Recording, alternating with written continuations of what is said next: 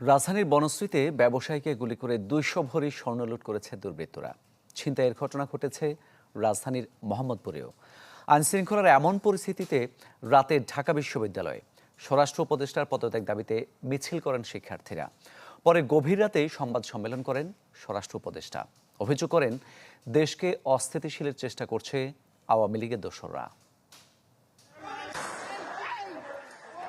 রবিবার রাত 10:30টার কিছুটা পরে রাজধানীর বনশ্রীতে এভাবেই এক ব্যক্তিকে ঘিরে ধরে 3টি মোটরসাইকেলে করে আসা দুর্বৃত্তরা গুলি করে ও কুপিয়ে ছিনিয়ে নিয়ে যায় তার সাথে থাকা সবকিছু।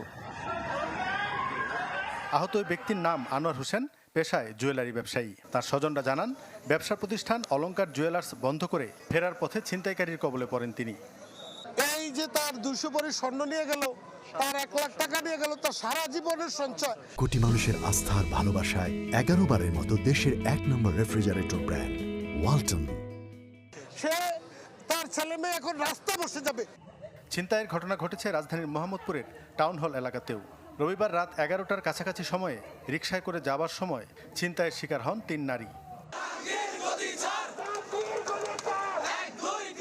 দেশে অব্যাহত ছিনতাই, ডাকাতি, ধর্ষণের ঘটনায় গভীর রাতে স্বরাষ্ট্র উপদেষ্টার পদত্যাগ দাবিতে রাস্তায় নেমে আসেন ঢাকা বিশ্ববিদ্যালয়ের শিক্ষার্থীরা।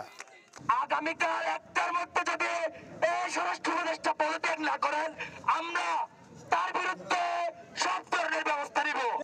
রাত 3:30টায় চলমান অবস্থা নিয়ে সংবাদ সম্মেলন ডাকেন স্বরাষ্ট্র উপদেষ্টা। আবারও দাবি করেন, আইনশৃঙ্খলা পরিস্থিতির যথেষ্ট উন্নতি হয়েছে। যেহেতু তারা প্রচুর টাকা দেশ থেকে স্থানান্তর করেছে, ওই টাকা তারা এখন ব্যবহার করতেছে। এই টাকা ব্যবহার করে দেশকে একটা অস্থিতিশীল পরিস্থিতি করার চেষ্টা করতেছে। আমরা এইটা কোনো অবস্থায় করতে দিব না। যারা এই কাজগুলি করতেছে তাদের আমি ঘুম হারাম করে দিব এবং তারা কোথাও কোনো স্থান পাবে না। পদত্যাগের দাবি প্রসঙ্গে বলেন, যে কারণে শিক্ষার্থীদের এই দাবি তা পূরণ করতে পারলে পদত্যাগের প্রশ্ন ওঠে না। তারা আমার যেই কারণে পদত্যাগ করতে বলে, ওই কারণগুলি যদি আমি উন্নতি করে দিতে পারি, তো তার কোনো পদত্যাগের প্রশ্ন